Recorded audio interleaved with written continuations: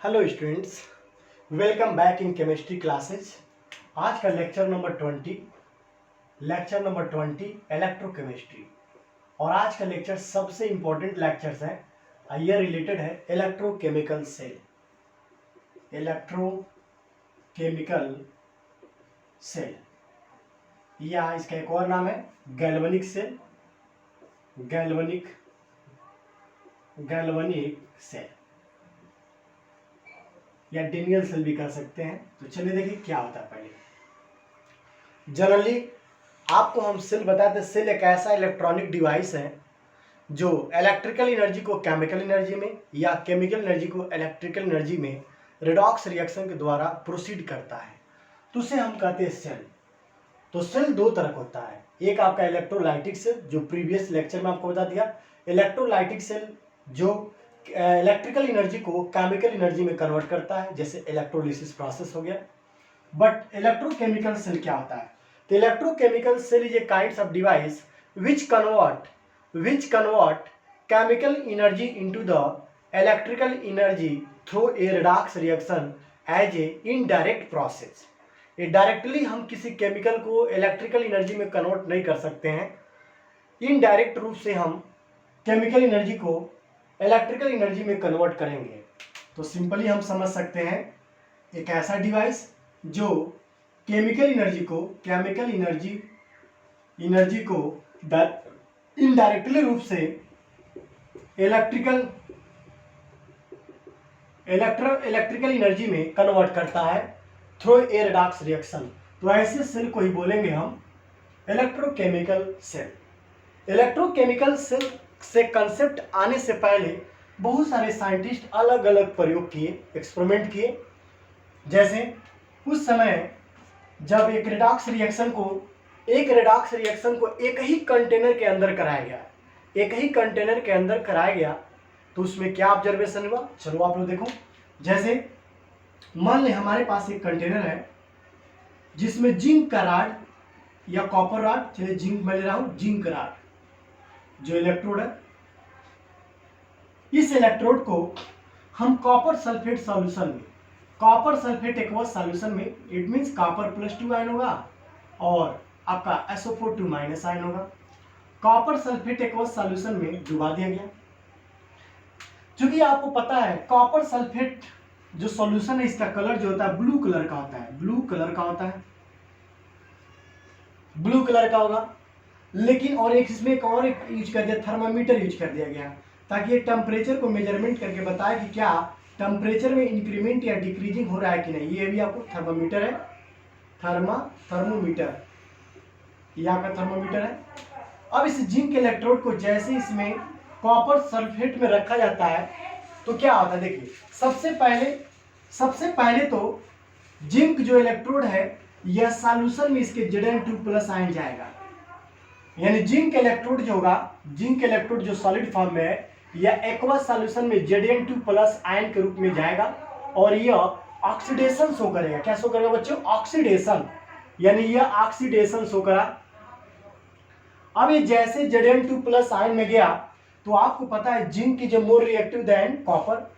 सो ये Zn2+ ion इस copper sulphate solution से कॉपर को रिप्लेस कर देता है, यानी कॉपर को रिप्लेस कर देगा और खुद सल्फेट आयन के साथ मिलकर जिंक सल्फेट बनाएगा। जिंक सल्फेट जो ऑलरेडी कैसा होता है, कलरलेस होता है। कैसा होता है बच्चों? कलरलेस सॉल्यूशन होता है। और जो कॉपर आयन है, जो सॉल्यूशन में कॉपर आयन है, यह इलेक्ट्रॉन को एक्सेप्ट करके, 2 इलेक्ट्रॉन एक्सेप्ट करके कॉपर में डिपोजिट, यानी कॉपर में प्रेसिपिटेट हो जाता है और यह शो करता है रिडक्शन। क्या शो करेगा बच्चों? रिडक्शन। इस तरह इस कंटेनर में अगर हम जिंक इलेक्ट्रोड को कॉपर सल्फेट सॉल्यूशन में रख रहे हैं, तो यहाँ पर ऑक्सीडेशन और रिडक्शन एक ही कंटेनर के अंदर हो रहा है। अब इसमें यह देखा गया, अब क्या ऑब्जर्वेशन दिखाई दिया इस रिएक्शन के बाद? सबसे पहला observation, the colour of copper sulphate, जो कॉपर सल्फेट का जो कलर था वो फेड हो गया। फेड मींस डिस्कलर होना स्टार्ट हो गया, धीरे धीरे डिस्कलर होने लगा। यानी क्यों? क्योंकि कॉपर सल्फेट किसमें कन्वर्ट हो रहा है? Zinc sulphate, due to formation of zinc sulphate. और कॉपर आयन आपको पता है कॉपर सल्फेट का जो कलर ब्लू कलर है वो कॉपर आयन की वजह से होता है। अब यह कॉपर आयन किस में चला जा रहा है, कॉपर में, कॉपर मीन्स तांबा, और ये तांबा यानी ये कॉपर ये नीचे इसके पेदी पर जो कंटेनर लिया गया इसके पेदी पर आकर धीरे धीरे सटल डाउन होने लगेगा, प्रेसिपिटेट होने लगेगा, यानी ये कॉपर इकट्ठा होने लगेगा पीपीटी के रूप में। और जिंक जो इलेक्ट्रोड है, ये जो जिंक इलेक्ट्रोड जो यूज कर रहे हैं, चूंकि ये जेडन आयन सॉल्यूशन में जा रहा है तो जिससे इसका अमाउंट धीरे धीरे क्या होगा, कम होगा, और लास्ट में इसका अमाउंट धीरे धीरे कम होगा, यानी अमाउंट ऑफ या mass of zinc electrode will be continuously decrease. क्यों, क्योंकि भाई जिंक आयन सॉल्यूशन में जाकर जिंक सल्फेट बना रहा है। तो चलिए देखिए, पहले आप इसको स्क्रीनशॉट लें।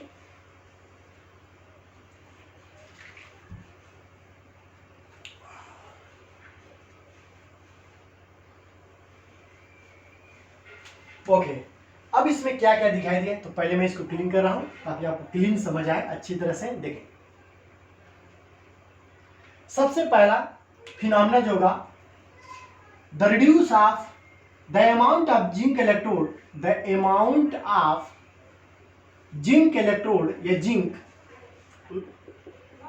विल बी डिक्रीज या रिड्यूस, यानी जो जिंक है उसका अमाउंट धीरे धीरे घटेगा। पहला समझ आया, ये धीरे धीरे आपका इस तरह तो ऐसे हो जाएगा लास्ट में।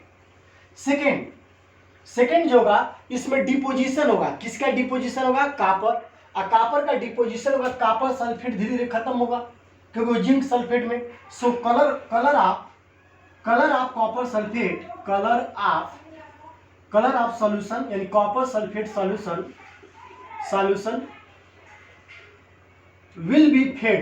will be fade out, fades, and at last it will be colorless, it will be colorless, यानी सॉल्यूशन जो होगा वो कलरलेस हो जाएगा। At last solution will be, मैं लिख रहा हूं, solution will be colourless due to formation of, reason है ड्यू टू फॉर्मेशन ऑफ क्या, जिंक सल्फेट। जिंक सल्फेट बनने की वजह से आपका कॉपर आयन तो रहा नहीं, कॉपर तो डिपोजिट हो रहा है, प्रेसिपिटेट हो रहा है, जिससे, और आपको पता है ब्लू कलर इस सॉल्यूशन का कॉपर आयन की वजह से हुआ, और वह कॉपर आयन ऑलरेडी कॉपर में प्रेसिपिटेट हो रहा है, इसलिए कलरलेस हो जाएगा लास्ट में। सो copper ion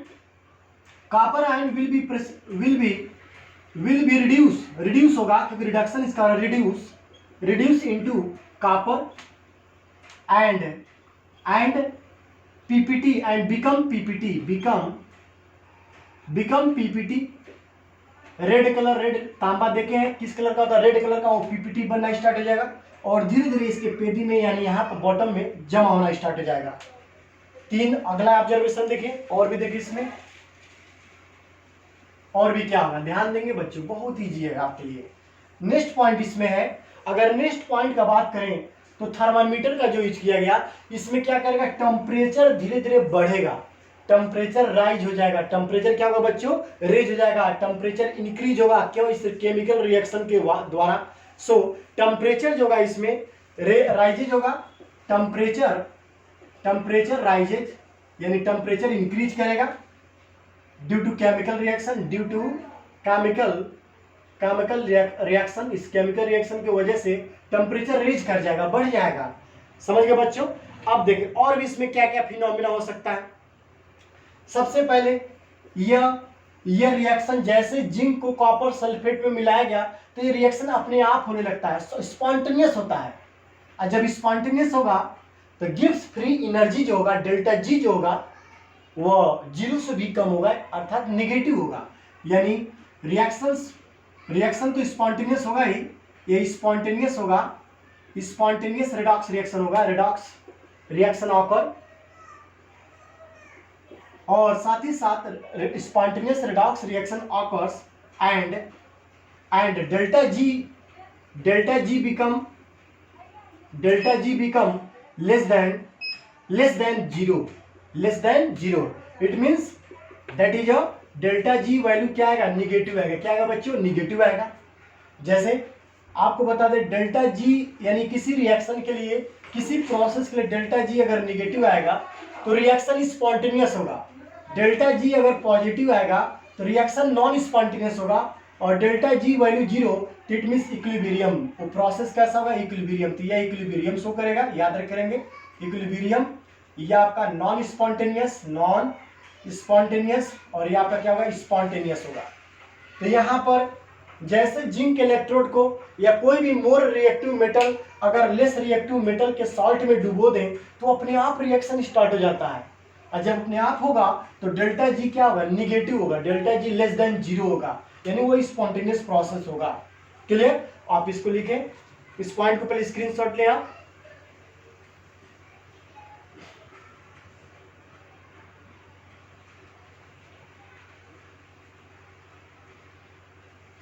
okay, next point देखें। अब इसमें इस पूरे प्रक्रिया में, इस पूरे प्रोसेस में आपका क्या हो रहा है? जिंक इलेक्ट्रोड जो है, जिंक इलेक्ट्रोड यह ऑक्सीडाइज हो रहा है, ऑक्सीडाइज, और कॉपर 2+ आयन क्या हो रहा है बच्चों? रिड्यूस हो रहा है। क्या हो रहा है? रिड्यूस मतलब रिडक्शन, रिड्यूस हो रहा है। कॉपर +2 आयन रिड्यूस इंटू किस में हो रहा है? कॉपर में, और जिंक इलेक्ट्रोड ऑक्सीडाइज इंटू किस में? जिंक +2 आयन में, जिंक +2 आयन में। सो जिंक इलेक्ट्रोड का ऑक्सीडेशन और कॉपर 2+ आयन जो सॉल्यूशन में उसका रिडक्शन ऑकर हो रहा है।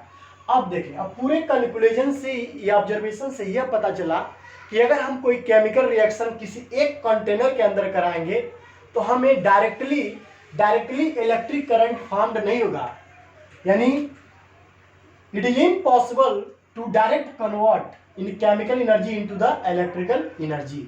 यह केमिकल एनर्जी डायरेक्टली, जो केमिकल एनर्जी जो है, जो केमिकल इसके अंदर यूज कर, केमिकल एनर्जी डायरेक्ट जो है, डायरेक्टली कन्वर्टेड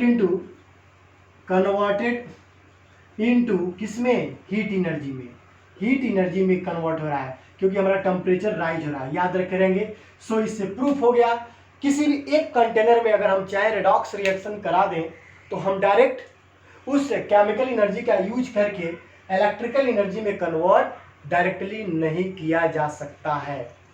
इसे इनडायरेक्ट रूप से हम केमिकल एनर्जी का यूज करके इलेक्ट्रिकल एनर्जी में कन्वर्ट करेंगे। वही कंसेप्ट आया इलेक्ट्रोकेमिकल सेल या गैल्वेनिक सेल। इस गैल्वेनिक सेल का सबसे पहले जो प्रिपरेशन या जो कस जो बनाए थे उनका नाम था लिमगी गैल्वेनी। क्या नाम था बच्चों? लिमगी गैल्वेनी। और एक और साइंटिस्ट है जिनका नाम था, वो भी जाने, दो साइंटिस्ट, एक और नाम था बोल्टा, जिसको कहते हैं एलेसेंड्रो बोल्टा। तो ये दो ऐसे साइंटिस्ट हैं जिन्होंने सबसे पहले गैल्वेनिक सेल का निर्माण किया, यानी उसको बनाया, इसके बारे में डिटेल्स स्टडी किया। लिमगी गैल्वेनी और एलेसेंड्रो बोल्टा, इसीलिए गैल्वेनिक सेल नाम रखा गया या बोल्टोइक सेल रखा गया। उसी सेल को बोल्टोइक सेल या गैल्वेनिक सेल या इलेक्ट्रोकेमिकल सेल भी कहा जाता है। लेकिन आपको याद रखना है, अगर किसी एक कंटेनर में हम रेडॉक्स रिएक्शन कराते हैं तो उससे हमें डायरेक्टली हीट एनर्जी फॉर्म होगा, उसे इलेक्ट्रिकल एनर्जी में कन्वर्ट नहीं कर सकते हैं। इसी तरह अगर हम मान लो कॉपर इलेक्ट्रोड को सिल्वर नाइट्रेट में डाल दिया, देखिए कॉपर इलेक्ट्रोड है और यहाँ पर सिल्वर नाइट्रेट AgNO3 सॉल्यूशन लिया गया, तो सेम पैटर्न यहाँ भी होगा। यहाँ भी कॉपर ऑक्सीडेशन होगा कॉपर 2+ में, और Ag जो प्लस है किस में जाएगा? Ag में जाएगा। सो यहाँ भी हमें हीट एनर्जी फॉर्म्ड होगा, हमें इलेक्ट्रिकल एनर्जी फॉर्म्ड नहीं होगा डायरेक्टली। सो इसका यूज हम लोग इलेक्ट्रोकेमिकल, तब कंसेप्ट क्लियर किया गया और दिया गया। तो पहले आप इसका स्क्रीनशॉट ले कंप्लीटली।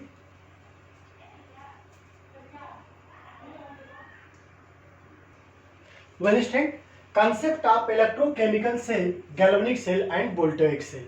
जब साइंटिस्ट, बहुत सारे साइंटिस्ट एक्सपेरिमेंट कर चुके, तब आपका कंसेप्ट दिया गया इलेक्ट्रोकेमिकल सेल का। अब इलेक्ट्रोकेमिकल सेल जस्ट आपको डिफाइन भी कर चुके इससे पहले, आप भी सुने। Electrochemical cell is kinds of an electronic device which convert chemical energy into the electrical energy indirectly method by redox reaction या through redox reaction।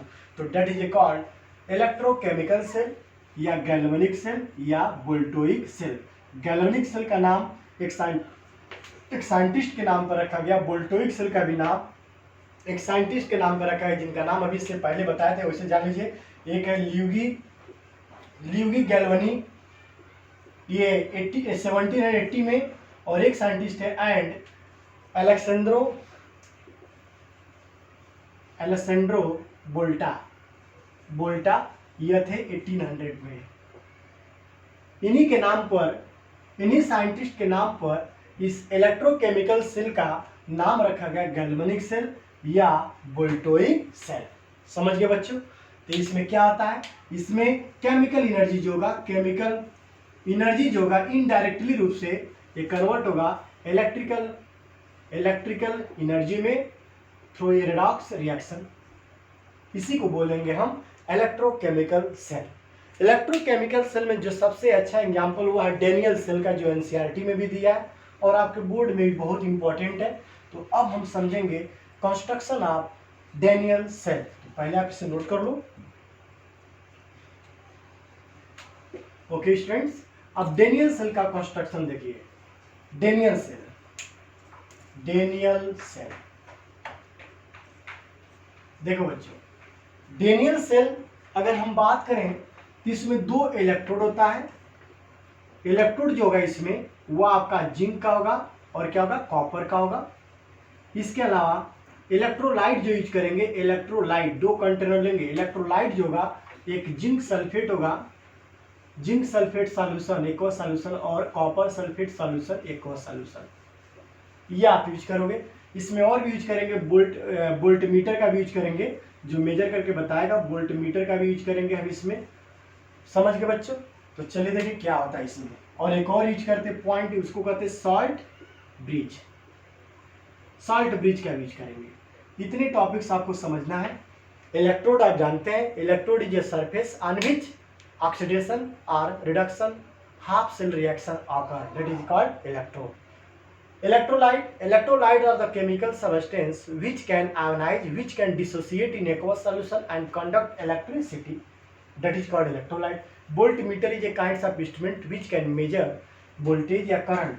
Salt bridge आप जानेंगे आगे। तो चलिए देखिए क्या होता है। पहले जब साल्ट ब्रिज का कंसेप्ट नहीं दिया गया था तो देखिए क्या होगा। इसमें 2 कंटेनर था, एक में जिंक इलेक्ट्रोड रखा गया था और एक में copper electrode. Zinc electrode zinc sulphate solution में, ZnSO4 सॉल्यूशन में। इसका मतलब इस सॉल्यूशन में क्या क्या होगा बच्चों, Zn2+ होगा और साथ ही साथ सल्फेट आयन होगा, SO4 आयन होगा। मैं लिख दे रहा हूं ऐसे। कॉपर इलेक्ट्रोड जो है ये आपका कॉपर सल्फेट सॉल्यूशन में, CuSO4 सॉल्यूशन, जिसमें खुद कॉपर 2+ होगा और SO4 सॉल्यूशन में होगा। ओके, अब इस दोनों इलेक्ट्रोडों को एक वायर द्वारा वोल्ट मीटर से मैं कनेक्ट कर दिया। चलिए भाई, ये वोल्ट मीटर है, मैं इसको कनेक्ट कर दिया। चलो, ये आपका वोल्ट मीटर है। अब मैं इसको कनेक्ट कर दिया। अब देखिए क्या होगा इसमें, कैसा फिनोमेना होगा इसमें, कैसे आपको समझना है इसको अच्छी तरह से आपको मैं समझा रहा हूँ, समझ जाएंगे अभी। देखें, सबसे पहले जब ये सेटअप कर दिया गया इस इंस्ट्रूमेंट को, पूरे सेल को, तो क्या होगा देखो। सबसे पहले जिंक क्या करेगा, सॉल्यूशन में Zn2+ आयन देगा। यानी जिंक इलेक्ट्रोड जो होगा, जिंक इलेक्ट्रोड इसका ऑक्सीडेशन होगा। क्या होगा, ऑक्सीडेशन, Zn2+ में ऑक्सीडेशन, और इसमें 2 इलेक्ट्रॉन रिलीज होगा और इस प्रोसेस को बोलते हैं ऑक्सीडेशन हाफ सेल रिएक्शन, क्योंकि एक सेल में ये रिएक्शन हुआ है, ऑक्सीडेशन हाफ सेल रिएक्शन। अब ये जिंक आयन जैसे सॉल्यूशन में गया तो इलेक्ट्रॉन इसके ऊपर चारों तरफ आया और ये इलेक्ट्रॉन इधर की ओर मूव करना स्टार्ट कर देगा। यानी फ्लो ऑफ इलेक्ट्रॉन किधर से, जिंक टू कॉपर, यानी जिंक इलेक्ट्रोड से क्या होगा, कॉपर। चूंकि इस पे इलेक्ट्रॉन आ गया, इलेक्ट्रॉन पर कौन चार्ज है, निगेटिव, इसलिए इस प्लेट को हम निगेटिव पोल कहते हैं। क्या कहेंगे बच्चों, निगेटिव पोल या टर्मिनल इसको बोलते हैं, निगेटिव पोल। और जिस पे ऑक्सीडेशन होता है वो हमेशा क्या होता है, एनोड। क्या होगा बच्चों, एनोड।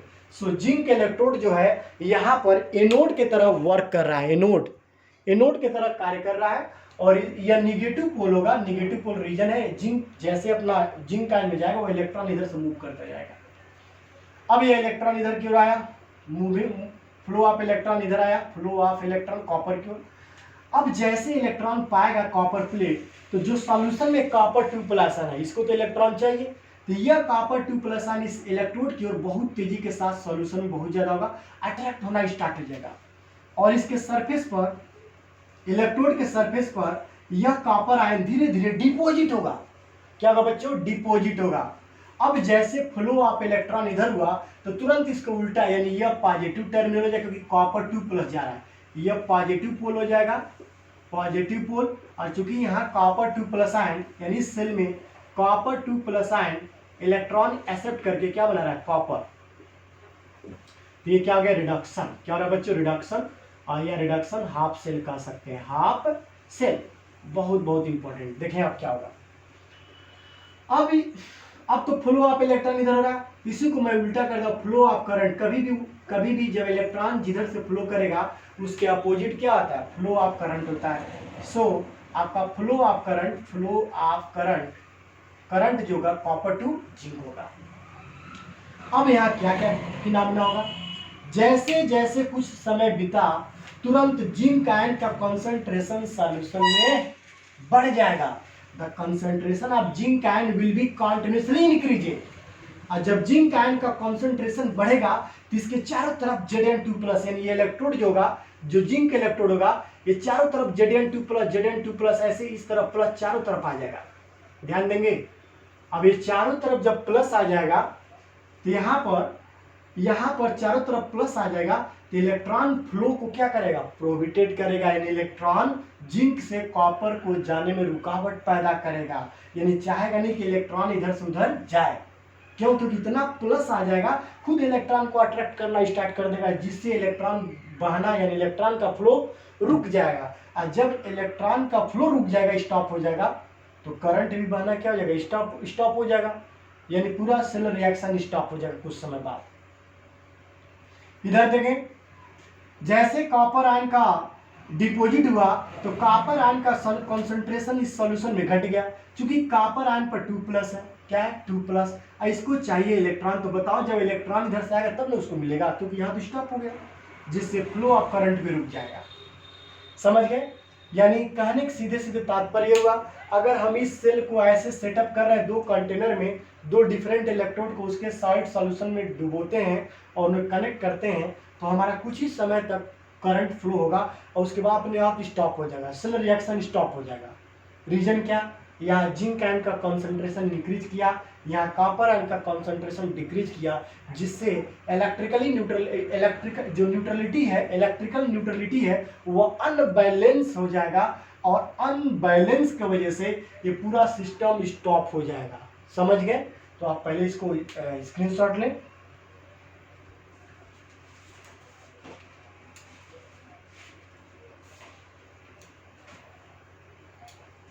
स्क्रीनशॉट ले बच्चों, देखिए इसमें क्या क्या फिनोमेना होगा, सब आपको सीखना है, बहुत बहुत इंपॉर्टेंट आप टॉपिक है यह आपके लिए। अब देखिए नाम भी आपको सीखना है, क्या क्या नाम इसका पड़ सकता है, तो चले देखें। ओके, हमेशा याद रखेंगे, एक होता है लोन, LOAN, इसको समझ गए ना आप लोग, अभी और भी देखिए अभी समझा रहे हैं। एक होता है लोन, LOAN। लोन का मतलब क्या होता है, देखो L का मतलब होता है लेफ्ट। कभी भी ऑक्सीडेशन अगर सेल को सेट करते हैं तो लेफ्ट साइड में ऑक्सीडेशन होता है, राइट साइड में रिडक्शन, तो ये आपका लेफ्ट साइड, इसलिए इसको बोलेंगे लेफ्ट हाफ सेल कहते हैं। क्या बोलेंगे, लेफ्ट हाफ सेल, इसको बोलते हैं इस सेल को जहाँ ऑक्सीडेशन हुआ। ओ का मतलब ऑक्सीडेशन, और आपको पता है लेफ्ट हैंड साइड में ऑक्सीडेशन होगा, सो इसको बोल सकते हैं oxidation half cell, oxidation half cell, so इसको ऑक्सीडेशन हाफ सेल भी बोल सकते हैं। ए का मतलब होता है एनोड, देखो इसको एनोड माना गया, सो इसको बोलेंगे एनोड हाफ सेल। क्या बोलेंगे बच्चों, एनोड हाफ सेल। और लास्ट वन एन का मतलब है निगेटिव, तो देखिए इस टर्मिनल को क्या नाम रखा है, निगेटिव पोल, सो इस निगेटिव वजह से इसको बोलेंगे निगेटिव हाफ सेल, सो इसके 4 नाम है। Left half cell, oxidation half cell, anode half cell या निगेटिव हाफ सेल, इसी का मतलब होता है लोड। जब ये पता चल गया तो जस्ट इसको उल्टा इसमें कर देंगे, जैसे लेफ्ट हैंड है तो इसमें क्या हो जाएगा, राइट हाफ सेल बोलेंगे, राइट हाफ सेल। इसका मतलब रिडक्शन हमेशा किधर होगा, राइट हैंड साइड में। ऑक्सीडेशन लिखेगा तो इसको क्या लिखेंगे, रिडक्शन हाफ सेल बोला जाएगा। एनोड हाफ सेल तो इसको क्या बोलेंगे, कैथोड, चूंकि ये किसका काम कर रहा है, कैथोड का, क्यों, क्योंकि रिडक्शन होगा, सो इसको बोलेंगे कैथोड हाफ सेल बोलेंगे, हाफ सेल। यहाँ देखें निगेटिव, ये क्या था भैया, पॉजिटिव था, तो इसलिए बोलेंगे पॉजिटिव हाफ सेल बोला जाएगा। इस तरह से इस सेल का भी नाम, क्योंकि आपको बता दें किसी भी सेल में ऑक्सीडेशन और रिडक्शन दोनों होता है, अतः हम उसको दो हाफ सेल में डिवाइड कर सकते हैं, एक आपका ऑक्सीडेशन हाफ सेल और एक आपका रिडक्शन हाफ सेल। तो इसका भी 4 नेम है, इसका भी 4 नाम है। तो पहले आप इसको भी नोट करो बच्चों।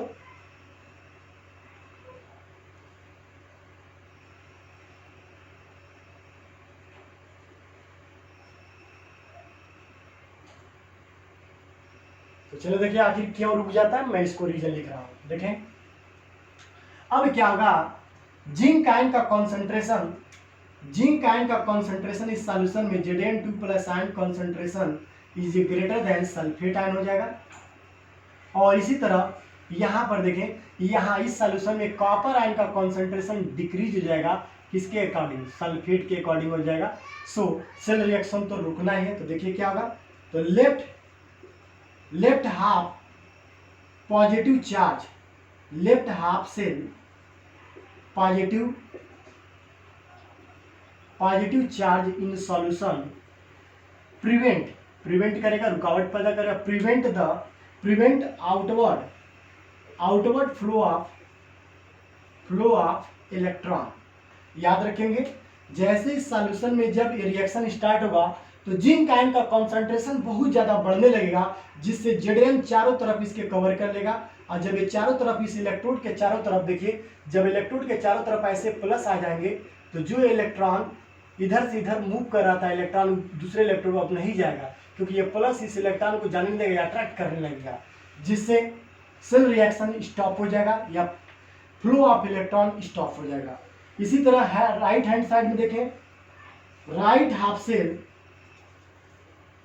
इन लिख रहा हूं बेटर है, in right half cell the negative charge, अब उसमें क्या होगा, निगेटिव चार्ज, क्योंकि यहां पर क्या हो रहा है बच्चों, negative charge in solution, negative charge का मतलब सल्फेट आयन नहीं रहा है, इन solution prevent in the flow of prevent inward मतलब अंदर की ओर आना, यहाँ आउटवर्ड मतलब बाहर नहीं जाने देगा, और इनवर्ड मतलब इलेक्ट्रॉन को अंदर लेने नहीं देगा।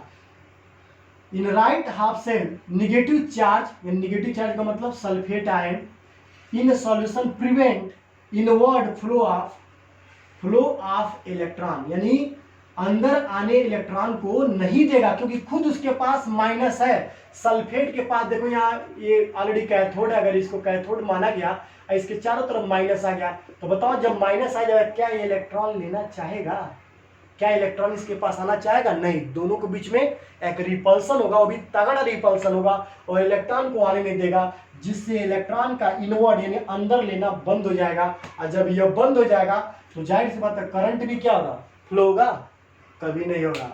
सो ये पूरा सिस्टम फेल हो गया और करंट फ्लो नहीं होगा।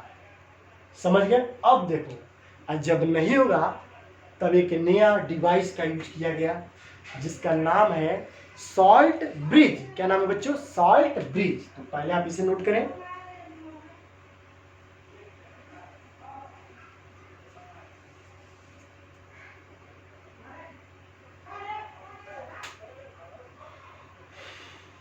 चलिए नोट कर लिया आप लोग। चलो बच्चों बहुत अच्छी बात है, आपको सीखना है। तो देखिए अब सॉल्ट ब्रिज होता है क्या, उसका यूज क्या है, इसका एप्लीकेशन इसमें क्या होगा, कैसे इस सेल को कंप्लीट कराएगा। तो चलिए देखिए, पहले सबसे पहले आपको मैं समझा दूं सॉल्ट ब्रिज होता क्या है। तो सॉल्ट ब्रिज बच्चों समझे, सॉल्ट ब्रिज होता क्या है। Salt bridge, BRIDGE। देखो, तो सॉल्ट ब्रिज ए यू शेप का एक ट्यूब होता है, यानी it is a U shape tube which, जिसके अंदर होता है which contains inert electrolyte and inert electrolyte in the form of semi solid or gel solution या gel इन agar solution, agar ये आपका इसी को बोलेंगे salt bridge।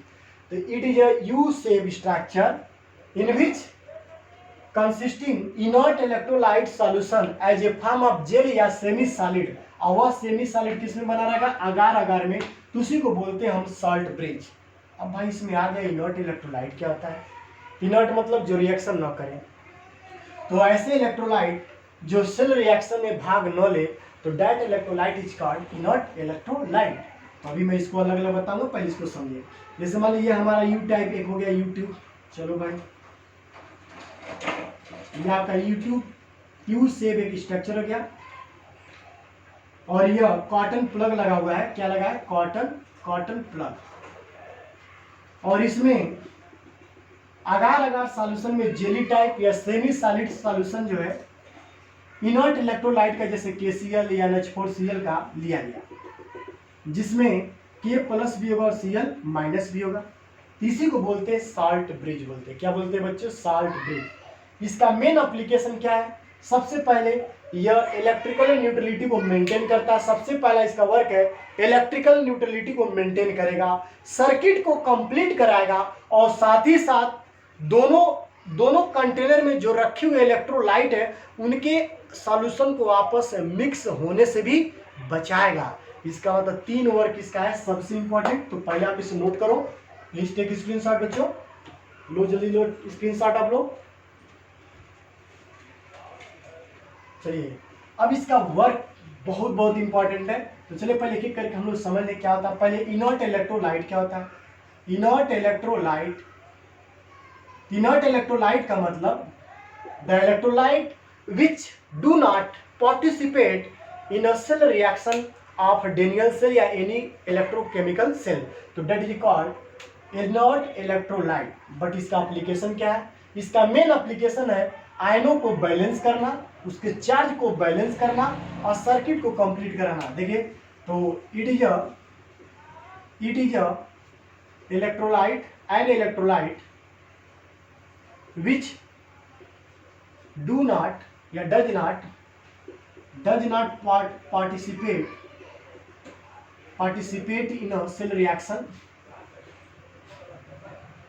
is called inert electrolyte। जैसे KCl, NH4Cl, KNO3, ये आपके कैसे इलेक्ट्रोलाइट है, ये इनर्ट इलेक्ट्रोलाइट है जो सेल रिएक्शन में पार्टिसिपेट नहीं करेगा। समझ गए, इसका मेन रोल यही है। जैसे मान लें अगर आयन का संख्या या आयन चार्ज कम हो रहा है तो चार्ज को बैलेंस करने के लिए ये अपने आयन दे सकते हैं। तो कैसे अभी आप समझेंगे आगे भी। K2SO4 भी है ETC, पहले से नोट कर लो इसे भी आप। चलो function of salt bridge, function समझ ले, पर फिगर से मैं बता रहा हूँ। चलो देखो बच्चों, फिगर से आप लोग क्लियर समझ जाएंगे आप लोग। चलिए इसमें जिंक था, किसमें था, जिंक सल्फेट में। कॉपर इलेक्ट्रोड था, कॉपर सल्फेट में। दोनों को एक आउटर सर्किट से जोड़ दिया गया वोल्टमीटर के द्वारा, जैसा आपको दिखाई दे रहा है। और इसको दोनों सॉल्यूशन को हम एक सॉल्ट ब्रिज के द्वारा यूज कर रहे हैं। इसको ऐड कर दे रहा हूं। यह आपका सॉल्ट ब्रिज है जिसमें इसके माउथ पर कॉटन प्लग लगा हुआ है, कॉटन प्लग। अब देखिए जिसमें ऑलरेडी क्या था, KCl, K+ और Cl- जो अगार में बना है। देखो यह आपका जिंक रहा, यह आपका कॉपर रहा, यह आपका कैथोड रहा, यह आपका एनोड रहा, यह आपका निगेटिव टर्मिनल रहा, यह आपका पॉजिटिव टर्मिनल रहा, पॉजिटिव पोल या टर्मिनल। यह आपका इसमें जिंक Zn2 प्लस आयन और SO4 माइनस आयन इसमें है। इसमें copper 2 plus ion SO4 minus है, यानी कॉपर सल्फेट आयन। सेम वही बात हुआ, एक्वस लिख दे, नहीं लिखेंगे तभी आप समझ देंगे, एक्यूमिस एक्वस। अब देखें, अब ये सॉल्ट ब्रिज है। अब इसका मेन रोल क्या है बताओ बच्चों। जैसे Zn आयन सॉल्यूशन में आएगा तो क्या होगा, Zn जिंक आयन का कॉन्सेंट्रेशन क्या होगा, बढ़ेगा। The concentration of zinc ion will be increased. और इसमें जो होगा, इसमें कॉपर 2 प्लस आयन इलेक्ट्रोड पर जाकर गैदरिंग होगा, डिपॉजिट होगा, तो जिससे कॉपर आयन का कंसंट्रेशन क्या होगा, डिक्रीज होगा, जिससे इसका पूरा इलेक्ट्रिकली न्यूट्रलिटी मेंटेन क्या हो जाएगा, डिस्टर्ब हो जाएगा। यानी जो भी न्यूट्रलिटी था, electrical neutrality means number of positive charge और negative charge both are equal. यानी जब चार्जेज बराबर अपोजिट चार्ज तो हम कहेंगे वो सॉल्यूशन इलेक्ट्रिकली न्यूट्रल है। सो उसको भी हम बैलेंस करेंगे। तो देखिए क्या होगा, सबसे पहले जब जिंक आयन का कंसंट्रेशन बढ़ेगा तो ऑलरेडी इसमें सल्फेट आयन का concentration less than Zn2 plus ion हो जाएगा। तब क्या होगा, तो इसमें से बताओ प्लस को मेंटेन करने के लिए क्या चाहिए, माइनस। तो Cl माइनस आयन जो होगा इधर की ओर इस सॉल्यूशन में मूव करेगा। तो Cl आयन एक मोल जिंक के लिए, एक मोल जिंक 2 प्लस के लिए आपका 2 मोल Cl आयन का रिक्वायरमेंट होगा, ताकि इसके चार्ज को बैलेंस करे। चार्ज का मतलब 2 प्लस चार्ज, तो 2 Cl माइनस मतलब 2 Cl होगा, तब जाके इसके 2 प्लस चार्ज को मेंटेन करेगा। इसी तरह कॉपर आयन गया, तो कॉपर आयन जाने के बाद सल्फेट आयन का concentration greater than copper ion. तो जैसे कॉपर आयन का नंबर घट रहा है तो इसको मेंटेन करने के लिए आपका पोटेशियम आयन यानी K प्लस आयन आएगा, यानी यहाँ पर K प्लस इधर की ओर मूव करेगा। और जैसे इधर मूव करेगा तो 1 मोल सल्फेट आयन इक्वल टू 2 मोल क्या, पोटेशियम आयन, क्योंकि एक सल्फेट आयन पर 2 माइनस है, तो 2 पोटेशियम लेंगे तभी नहीं चार्ज को मेंटेन करेगा। सो इधर की ओर मूव करेगा। और जैसे K प्लस इधर आया तो इस सल्फेट आयन के चार्ज को बैलेंस किया, और इधर Cl आयन आया तो जिंक आयन के चार्ज को क्या किया, मेंटेन किया, जिससे इनके सर्किट को भी कंप्लीट किया, क्योंकि सर्किट इजीली कंप्लीट हो गया। और साथ ही साथ आपके इलेक्ट्रिकल न्यूट्रलिटी को भी मेंटेन कर रहा है। और एक और इंपॉर्टेंट पॉइंट इसका है, ये दोनों सॉल्यूशन के आयनों को भी मिक्स होने से रोकता है। सो आप इसको नोट करें पहले, तब मैं वर्क लिख रहा हूं। Please take screenshot. अब फ्लो ऑफ इलेक्ट्रॉन जो हो रहा था होगा, फ्लो ऑफ इलेक्ट्रॉन इधर से इधर, flow of electron, flow of current. चलिए अब आगे देखिए क्या होगा। देखो बच्चों, अब इसमें क्या क्या प्रोसेस होगा ध्यान दें। सबसे पहले फंक्शन देखें। सबसे पहला फंक्शन सॉल्ट ब्रिज का, it maintains electrical neutrality of the solution of the both half cell. दोनों हाफ सेल का इलेक्ट्रिकल न्यूट्रलिटी को मेंटेन करता है, पहला बात। अगर हम सेकंड का बात करें तो सर्किट को कंप्लीट करता है। इट कंप्लीट्स द सर्किट को यह क्या करेगा, कंप्लीट करेगा। और थर्ड जो वर्क है, इट प्रिवेंट, रुकावट पैदा करेगा, it prevents the mixing of both solution to each other, यानी एक दूसरे से मिक्स होने से भी क्या करेगा, एक रुकावट पैदा करेगा, प्रिवेंट करेगा। सो इसके 3 ये सबसे इंपॉर्टेंट जो है यह फंक्शन है किसका, सॉल्ट ब्रिज का, जो ये रोल यहाँ प्ले करता है। तो आप इसको भूलेंगे नहीं। ये आपके सीबीएसई बोर्ड में, यूपी कोई भी स्टेट बोर्ड हो, उसमें ये क्वेश्चन इंपॉर्टेंट है, राइट द 2 या 3 फंक्शन ऑफ सॉल्ट ब्रिज। तो आप नोट कर लेना, बता देना, बहुत सिंपल है। तो प्लीज टेक स्क्रीनशॉट। ओके, जल्दी लो बच्चे स्क्रीनशॉट, ठीक है। अब मैं इसका सेल रिएक्शन लिख रहा हूं, देखें तो सेल रिएक्शन क्या होगा। पहले हाफ सेल रिएक्शन, तो देखें जिंक जो इलेक्ट्रोड होगा ये Zn2 प्लस में गया एक्वस में, और ये 2 इलेक्ट्रॉन दे रहा है, और ये शो कर रहा है ऑक्सीडेशन। क्या शो कर रहा है बच्चों, ऑक्सीडेशन। और इस हाफ सेल को बोलेंगे ऑक्सीडेशन, हाफ सेल, पूरे सेल को। कॉपर 2+ आयन एक्वस का ये 2 इलेक्ट्रॉन एक्सेप्ट करके बनाया कॉपर सॉलिड, और ये शो कर रहा रिडक्शन। क्या शो कर रहा बच्चों? रिडक्शन। और इस पूरे सेल को, इस साइड वाले सेल को, राइट हैंड साइड वाले सेल को बोलेंगे रिडक्शन हाफ सेल। अब इन दोनों को जोड़ दें, इलेक्ट्रॉन कैंसिल आउट हो जाएगा दोनों। अब जोड़िए जेडीएन सॉलिड प्लस कॉपर 2+ एक्वस, यहाँ सॉलिड ही है, और इक्वल जेडीएन 2+ एक्वस प्लस कॉपर सॉलिड। तो ये जो रिएक्शन फॉर्म हुआ इसको बोलेंगे कंप्लीट सेल रिएक्शन। क्या बोलेंगे बच्चों? Complete cell reaction. इस तरह जो डेनियल सेल है ये इसका कंप्लीट सेल रिएक्शन है। क्लियर? इसको रिप्रेजेंट भी करते हैं गैल्वेनिक सेल का इंटरनेशनल आईपैक के अकॉर्डिंग। तो चलो मैं इसको भी करता हूं, पहले आप इसे नोट कर लो।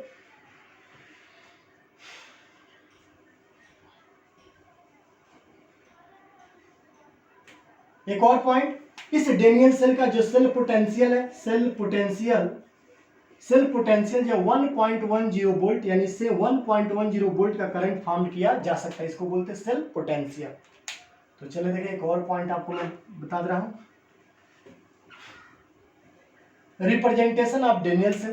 तो देखो कभी भी रिप्रेजेंट करने ऑक्सीडेशन हम लेफ्ट साइड में, रिडक्शन राइट साइड में। मान लिया गया जो जिंक सल्फेट लिया गया इसका कॉन्सेंट्रेशन 1 m, कॉपर सल्फेट भी लिया गया, मान लिया गया इसका 1 m। तो देखें तो जिंक जो था सॉलिड ये किस में जा रहा था? Zn2+ में। तो बताओ इसमें कॉन्सेंट्रेशन क्या? 1 m। यहाँ डबल ऑब्लिक जो डिवाइड करेगा सेल को, यहाँ देखिए कॉपर 2+ एक्वस जिसका कॉन्सेंट्रेशन 1 m है, किस में जा रहा है? कॉपर में जा रहा है नहीं सॉलिड में। तो यह आपका जो रिप्रेजेंट किया गया आईपैक के अकॉर्डिंग, यह डेनियल सेल का एक छोटा सा रिप्रेजेंटेशन है। लेफ्ट साइड में हमेशा ऑक्सीडेशन को लिखते हैं और राइट साइड में हमेशा हम क्या लिखेंगे? रिडक्शन को लिखेंगे। तो आप इसे नोट कर लो। नेक्स्ट लेक्चर में आपको बताएंगे what is the effect of external potential to the Daniell cell. अगर डेनियल सेल में हम एक्सटर्नल पोटेंशियल अप्लाई कर रहे हैं तो क्या इफेक्ट होगा। तो ऑलरेडी ये वीडियो मैं अपलोड कर चुका हूँ बच्चों, तो उसे आप जरूर देख लेंगे इसके बाद। तो आप सबसे पहले स्क्रीनशॉट लें। Okay, thank you very much. Please subscribe my channel, comments, give your comments and share bye students.